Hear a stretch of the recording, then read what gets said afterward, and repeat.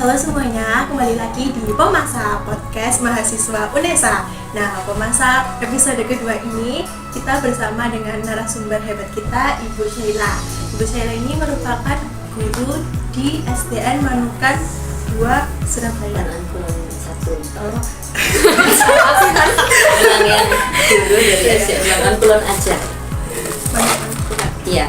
Nah, Ibu Sheila ini merupakan guru di SDN Manukan Kulon, Surabaya. SDN Manukan Kulon ini sudah menerapkan P5 ya, Bu? Sampun. Ya. Sudah. Kalau boleh itu Bu, silahkan memperkenalkan diri dulu. Baik-baik. Yes. Oke, perkenalkan nama saya Azra Sheila Indriana. Saya guru SDN Manukan Kulon Surabaya yang saat ini mengajar di kelas 4. Riwayat pendidikan Bu Sheila nih Bu, sebelum jadi guru nih gimana nih Bu? Harus ya. Oke, saya angkatan 2013 PGSD FIP UNESA. Kemudian lulus tahun 2017. Saya lanjut S2 di Pendidikan Dasar juga UNESA. Karena beberapa hal jadinya saya mundur ya, lulusnya 2021 itu baru selesai studi S2 saya. Kemudian saat ini mengajar di Manukan Kulon dari mulai tahun 2019 sampai sekarang, berarti hampir 5 tahun. Cerita nggak Bu pengalaman mengajar, awal mengajarnya gitu? Awal mengajar, oke, awal mengajar masih sangat muda. Waktu itu umur 22 tahun. Saat itu kan saya langsung ya, waktu itu alhamdulillah keterima PNS juga di 2019 saat itu. Nah, itu pertama kali saya mengajar SD, mengajar di kelas maksudnya. Sebelumnya kan waktu kuliah kan cuma ngelesi, kemudian mengajar pramuka, jadi pembina pramuka gitu. Terus di luar itu ada saya ikut komunitas dongeng, yaitu Kampung Dongeng Surabaya. Nah, dari situ banyak belajar tentang manajemen kelas dan lain sebagainya. Nah, awal-awal ngajar itu bukan hal yang mudah, jadi banyak adaptasinya sama anak-anak, karena tidak seperti yang kita pelajari di kuliah ya, seperti di teori. Ternyata di penerapannya itu sangat-sangat banyak improvisasinya gitu. Kita Tapi kenapa? Enggak lah, santai, enjoy. Kalau kita sudah bisa udah kenal dengan lingkungan kita nantinya, pastinya itu tidak serumit administrasi yang kita selalu kerjakan tiap tugas. boleh cerita Bu pengalaman paling menyedihkan jadi guru itu apa? Pengalaman menyedihkan jadi guru itu ketika kita berharap terlalu tinggi ya, seperti harapan orang tua. Nah, ketika kita berharap terlalu tinggi kepada anak-anak itu yang menyakitkan yang kita sendiri, karena anak itu memiliki feel dan kemampuan mereka masing-masing. Nah, sehingga ketika kita berharap anak itu bisa membantu temannya mengambilkan barang temannya yang jatuh, nah itu kan kita harapannya kan begitu. Tapi ternyata ketika ada barang temannya yang jatuh atau barang saya yang jatuh, mereka hanya lemas saja gitu ya. Nah, itu kan kita terlalu berharap tinggi. Nah, itu yang perlu kita koreksi adalah, berarti harus diberi contoh ya, bahwa karakter itu harus kita tanamkan dan kita aplikasikan ke mereka. Kan tidak bisa ya kalau misalnya ada kayak menyuruh gitu kan, mereka lebih ogah ya. Tapi kalau misalkan kita terapkan pada waktu pembelajaran sambil kita cerita contoh, mungkin waktu itu kita ada pengalaman di mana istilah cerita itu lebih excited. kan tadi sudah berbicara tentang pengalaman menjadikannya Bu. Sebelum podcast ini kan saya juga ada melakukan podcast dengan dua narasumber guru juga Bu. Menurut mereka itu pengalaman paling menyenangkan itu saat mereka bisa mengetahui perubahan murid dari buruk ke baik. Apakah dengan Bu Sheila juga sama? Iya dong, tentunya apa yang telah kita upayakan akhirnya berbuah manis ya. Itu pastinya sesuatu yang sangat-sangat menyenangkan. Lantas tidak membuat kita itu merasa bahwa diri kita itu yang paling bisa. Tentunya kan kita selalu mendoakan kita lepas dari Allah juga yang tentunya selalu membimbing anak-anak, selalu memberikan apa namanya, kita itu tidak bisa berjalan sendiri. Tentunya juga harus terus mendoakan mereka Nah, pengalaman yang menyenangkan lain itu ketika kita selain seberapa akhirnya bisa berubah itu ketika kita itu bisa tertawa. Iya. Ketika kita bisa menertawakan sesuatu yang kelas, kemudian ketika mereka itu saling membantu, saling ada temannya yang muntah di kelas, itu kan sesuatu yang akan aja terjadi dan itu pernah terjadi dan itu saya belum langsung terjun untuk bantuin, itu teman-temannya langsung otomatis.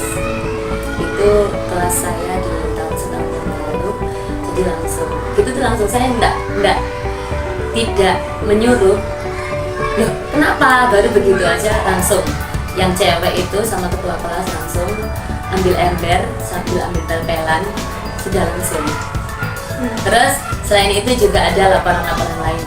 Bu, ini tadi tuh begini, tapi udah kok Bu, ini udah selesai kayak gini. Loh, iya ta. Itulah yang Masya Allah gitu ya, kok bisa sepeka ini, segati ini. Nah itu kan anak kecil kan masih belum ya sampai ke sana. Nah itu tentunya bukan dari saya juga sih, cuma kan mereka pasti pola asuh ketika di sekolah itulah cerminan mereka. Kita hanya memulai saja. Kebetulan ini kan masih muda Bu. Banyak nggak sih Bu murid-muridnya yang minta tiktokan bareng gitu, apalagi kan sekarang zamannya tiktokan bareng gitu loh Bu. Oh iya banyak dong. Bu Sheila ini yang itu ya, itu loh tiktoknya lewat FYP ku loh. Oh iya Kak, jangan lupa follow ya. Terus habis itu sering sih supaya ada serunya lah. Mereka juga semua punya tiktok. Terus ketika lihat wajah mereka kan pasti seru ya Pak. Dan beberapa banyak kok video saya di tiktok. Banyak berarti lebih dari satu kan. Oke nih teman-teman, kasihkan kenalan dengan Bu Sheila sampai lupa nih tema yang akan kita bahas dengan Bu Sheila. Nah, tema belum masuk ya? Iya Bu. Oh iya. Saking banyaknya pengalamannya Bu Sheila. Oke, tema yang akan kita bahas hari ini yaitu tentang P5. Menurutnya Bu Sheila, P5 itu apa sih Bu? P5 lagi ya, karena banyak sekali juga teman-teman saya itu yang selalu sharing P5 mu opong, P5 mu opong Bu, P5 mu apa nanti gitu kan. Nah untuk P5 itu menurut saya sesuai dengan penjelasan dari BMM, dari web, dari teman juga, dari kurikulum saya juga. Itu kan proyek penerapan pelajaran Pancasila ya kan. Nah di situ memang sungguh-sungguh membingungkan karena proyek apa ya, karena juga masuk dalam jam juga sehingga kami awal itu kesulitan untuk menaruh P5 ini gitu. Berarti antar guru itu sering komunikasi gitu Bu ya, menanyakan Iya, P5-nya apa gitu. Ada pernah nggak Bu mengambil inspirasi dari guru lain gitu? Pernah. Waktu itu kan otomatis kami kan harus tahu referensi ya dari sebelum-sebelumnya. Waktu itu kami melihat contoh itu membuat keripik pisang.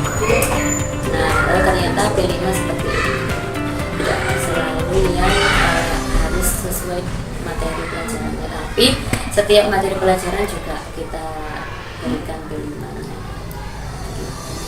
Lalu reaksi P5 ini Bu setelah dapat keputusan dari pusat dari kementerian diserahkan ke sekolah itu, bagaimana Bu reaksinya guru-guru terus anak-anak itu? Reaksinya guru-guru, makanan apa lagi ini? Nah, kemudian otomatis kan tetap harus kita laksanakan sesuai tugas. Kalau reaksi sih seperti itu ya Mbak ya. Terus untuk membuatnya itu kan kami sesuaikan dengan tema yang ada, kemudian kita sepakati bersama tema apa, karena temanya karena sekolah kami ini juga kan sekolah Widyata, saat ini konsep ke sana menuju ada kegiatan mandiri, jadi kami sesuaikan dengan pendidikan. Untuk muridnya reaksinya itu pasti kaget, apa itu apa P5. Hanya kita sampaikan bahwa itu adalah kegiatan proyek yang dimana anak-anak harus membuat kreasinya seperti itu, dan mereka senang kok. Iya, kan suka ya ketika membuat proyek membuat misal kemarin itu membuat kincir air, itu mereka suka. Pertanyaan selanjutnya yaitu apa saja Bu perubahan yang timbul dengan diterapkannya P5 di sekolah? Yang perubahan yang timbul, kalau misalkan kita berkehidupan berkelanjutan untuk kelas 4 itu dari dulu sih sudah menerapkan kebersihan di sekolah. Cuman memang setelah pandemi kita ada gap, maka kami harus memberikan sosialisasi lagi kepada anak-anak tentang kebersihan sekolah dan sebagainya, dan larangan untuk menggunakan dan menghasilkan sampah plastik. Nah akhirnya kita kan kalau misalkan anak-anak kan nggak bisa jalan sendiri, kita sendiri yang harus memberikan beberapa kebiasaan, contohnya pungut sampah tiap setelah istirahat jam sendiri gitu. Lalu setelah melakukan P5 ini kan proyek kan tentunya ada produknya. Produknya itu dikemanakan Bu selanjutnya? Apakah hanya ditampilkan saja atau dilaporkan? Oke, untuk hasil dari P5 kami itu contoh kan P5-nya kebetulan kita ambil lingkungan, itu kita membuat sabun minyak dan juga lilin aromaterapi, dan itu sebelumnya yaitu kita lakukan dulu pengumpulan minyak jelantah yang kita komunikasikan kepada wali murid dan juga anak-anak tujuannya untuk apa dan sebagainya. Dan ketika proses pembuatan itu kan tidak bisa sehari jadi, membutuhkan beberapa proses dan time waktu yang kontinu ini. Nah anak-anak itu membuat ini kan tiap anak kan buat satu aja cukup, kemudian bisa dilanjutkan di rumah misalnya gitu. Nah hasilnya ini kami laporkan untuk kegiatan kami Adiwiyata. Nah ketika dan kita simpan, kemudian kita taruh sabunnya itu di beberapa wastafel kami, dan sisanya kami simpan yang lilin itu untuk pameran lingkungan. Biasanya kan ada di pameran lingkungan di Balai Pemuda, dari dinas, dari sekolah juga. Berarti membuat P5 untuk digunakan kembali di lingkungan sekolah gitu ya Bu? Lalu kan karena P5 ini baru ya Bu, pastinya memiliki banyak tantangan. Kira-kira tantangannya apa aja nih Bu, boleh cerita nih?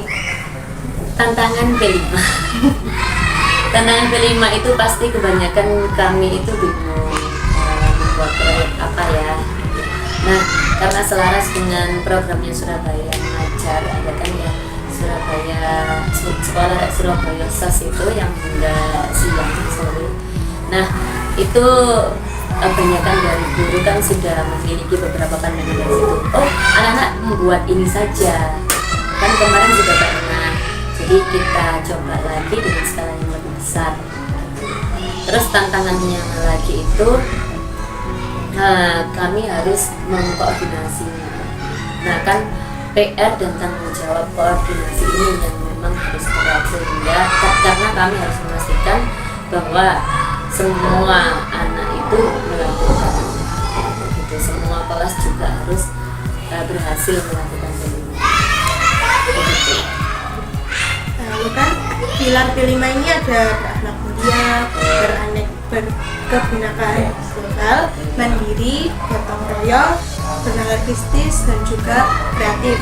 Nah, tentang karakter anak-anak Surabaya sendiri pun nih, apalagi anak-anak Surabaya asli, itu kan di lingkungannya itu sudah tidak asing gitu Bu, tentang meso atau berbicara kotor.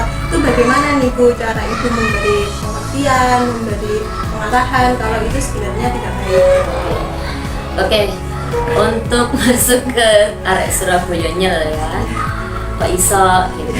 Nah, anak-anak Surabaya kan bahkan di lingkungannya itu juga seperti meso gitu.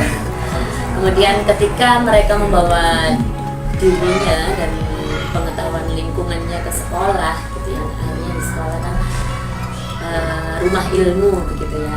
Jadi saya sendiri, tapi ini sebetulnya adalah menjadi PR bagi seluruh di Surabaya, orang tua, guru, dan orang-orang semuanya itu. Tapi ini juga membicarakan tentang culture.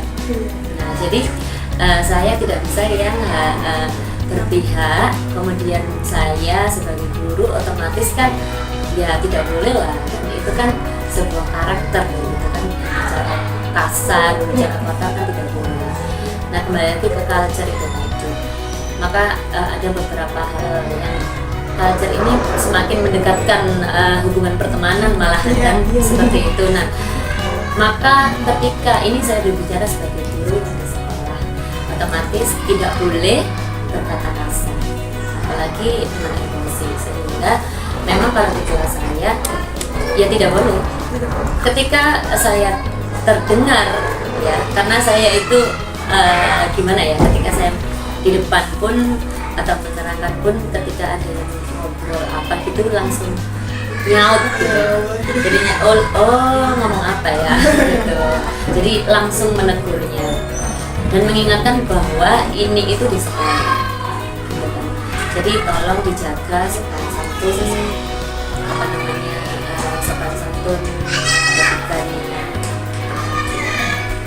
Berarti Bu Sela ini tipe guru yang isi poin yang bisa dijadikan tempat curhat murid-muridnya.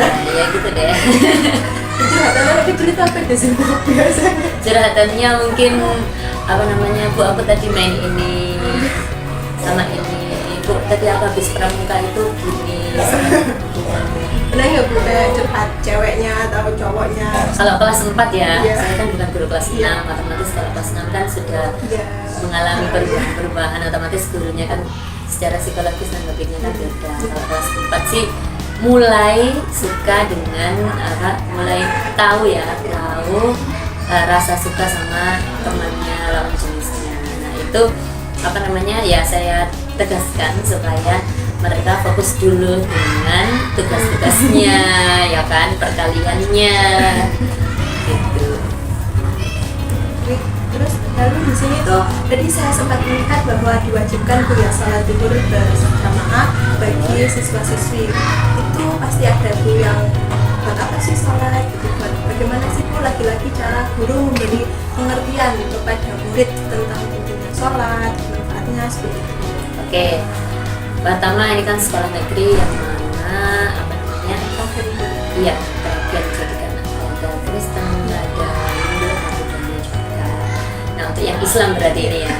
Nah yang Islam terus selama ini sih masih belum pernah saya itu melihat anak-anak ketika mengungkapkan buat apa sih sholat gitu, atau mereka takut ya.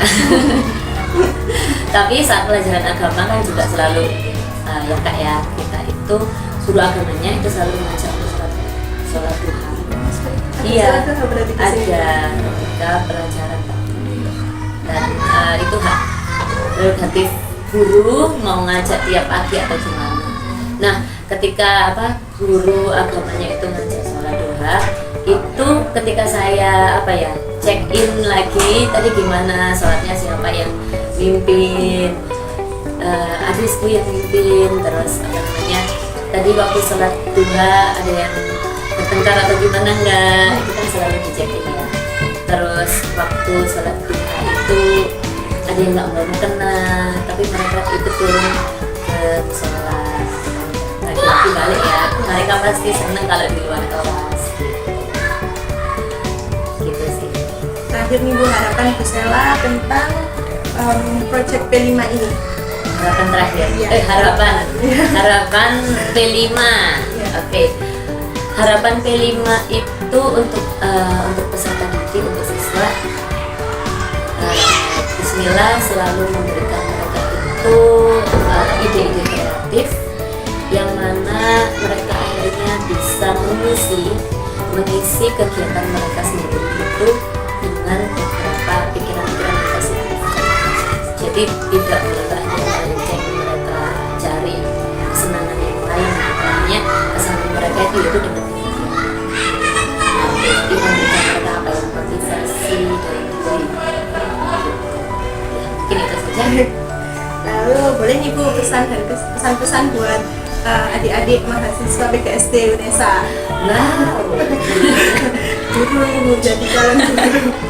Pesan-pesannya Apa ya? Untuk adik-adik mahasiswa BKSD UNESA khususnya angkatan 2023 ya, tetap semangat selalu dan jangan lupa konten di TikTok. enggak. Jadi selalu semangat dan selalu cari referensi dan kegiatan mengajar menarik lainnya bagi Instagram, karena banyak banget ya ternyata. Jadi guru itu nggak semembosankan itu loh gitu ya.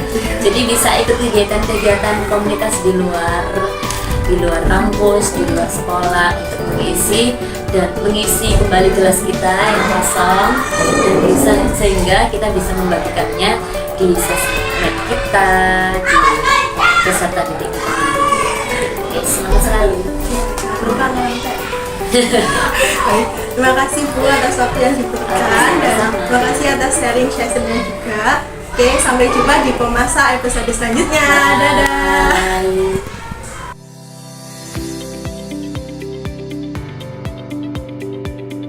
Assalamualaikum warahmatullahi wabarakatuh.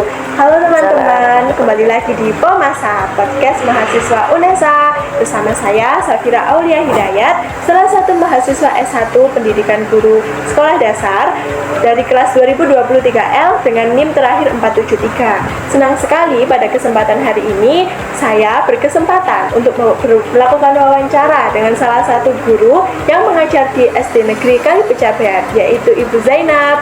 Halo Ibu Zainab. Halo Mbak Vira, Assalamualaikum. Ya, bagaimana nih Bu kabarnya hari ini? Alhamdulillah, keadaannya lagi sehat, adem ayem karena baru turun hujan. Baik Bu, tema wawancara kali ini yaitu tentang P5 Bu. Ya. Bagaimana, boleh dijelaskan sedikit Bu pada teman-teman itu apa sih P5 itu Bu? P5 itu memang sudah program ya dari Kemendikbudnya itu, yang mana nanti itu mengacu kepada anak-anak langsung. Diharapkan anak-anak itu nantinya lebih mandiri, kreatif, dan bisa menciptakan karya-karyanya sendiri nanti anak-anak itu nanti mengarahnya ke sana. Baik. P5 ini kan ada 6 dimensi Bu ya, ada berketuhanan dan bertakwa kepada Tuhan Yang Maha Esa, mandiri, gotong royong, berkebinekaan global, ada bernalar kritis, habis itu mandiri Bu. Kali ini kreatif, kita bahas dimensi yaitu bertakwa kepada Tuhan Yang Maha Esa dan berakhlak mulia. Bagaimana nih Bu implementasi di SD Negeri Kali Pecabuhan? Boleh disampaikan? Oke, kalau implementasinya bertakwa kepada Tuhan, mungkin pendekatannya kita lebih mengacu ke arah agama ya Mbak ya. Misalnya anak waktu pagi, guru sudah siap di pintu gerbang sebelum anak-anak masuk. Jadi guru itu menyambut anak-anak untuk bersalaman. Nah, itu kan sudah menunjukkan akhlak kita. Terus sebelum masuk anak-anak dibiasakan untuk baris di depan kelas seperti itu. Terus sebelum masuk anak-anak juga menyalami lagi pada gurunya, sudah berakhlak. Kemudian masuk anak-anak kita bimbing untuk doa seperti itu. Ada lagi? Lalu ada seperti kegiatan-kegiatan khusus Bu yang dilakukan pada hari-hari tertentu? Hari-hari tertentu. Kalau hari Sabtu itu kelas 5-6 jam ke 0, artinya jam 0 itu setelah masuk itu diajak istighosa. Kemudian mulai dari kelas 3 sampai 6 itu digilir untuk berjamaah sholat duha. Kalau bersamaan kan nggak cukup seperti itu. Kan ini 3 rombel, satu kelas 3 rombel. Jadi digilir untuk sholat duha. Kemudian sholat duhur berjamaah juga gitu digilir kelasnya. Lalu di Sidoarjo Raya ini kan terkenal dengan istilah meso Bu ya. Surabaya biasanya. Iya, Surabaya. Nah, itu kan termasuk penyimpangan dari berakhlak mulia Bu. Bagaimana cara Bu Zainab itu memberitahu kepada murid-murid bahwa itu adalah penyimpangan dari akhlak mulia? Sebetulnya kalau kalimat jorok meso itu bukan dari Surabaya aja atau dari kota, itu terbentuk dari keluarganya aslinya. Kalau orang tuanya sering ucapkan itu jadi terbawa. Tapi kita punya sendiri statement di sekolahan. Kalau saya pribadi ya, kalau siapa yang berani mengucapkan itu, misalnya kan biasa anak-anak emosi baru mengucapkan, mesti tak kenakan denda atau hukuman. Siapa yang meso nanti tak suruh nyapu 1-2 kali diingatkan seperti itu. Tapi kalau nggak mempan baru nanti antarkan ke guru agama biar ada pembinaan sendiri. Tuh. Dalam melakukan seperti sholat zuhur, istighosa itu ada enggak Bu murid-murid yang susah gitu enggak mau melakukan itu? Ada aja, namanya anak itu kalau semuanya mau kan enak gurunya Mbak. Kadang itu sampai sembunyi di kamar mandi, kadang sembunyi di kantin. Ya kita namanya guru ya harus pandai-pandai. Kita cek dulu jumlahnya murid, siapa yang siapa yang bolos, kadang-kadang yang nyari temannya yang nyari seperti itu. Nanti kan ada pembinaan lagi, pendekatan lagi. Baik Bu, untuk yang terakhir harapan Bu Zainab sebagai seorang guru untuk program P5 ini apa Bu? P5 program saya pribadi dengan tim guru yang lain itu memang jadi anak itu setelah lulus SD untuk ke jenjang SMP kan juga P5 SMA ya. Anak itu sudah mandiri, bisa kreatif, nggak jaga ini orang tua ini itu gitu loh. Karena kan juga ada nanti kelas 5 itu untuk berkarya, diajar untuk jualan loh. Jadi anak itu biar kreatif. Tujuannya seperti itu. Lalu sepakat ya Bu dengan tujuan pendidikan itu bukan hanya akademisnya saja tapi dilatih dari karakternya juga. Iya, memang itu program memang bagus sekali memang P5 ini. Tapi itu gurunya memang harus ekstra. Ekstra dari segala-galanya. IT juga masuk ya, pendekatan juga masuk, administrasi juga masuk. Aduh, kita jalani aja. Memang itu program tuntutan kita memang.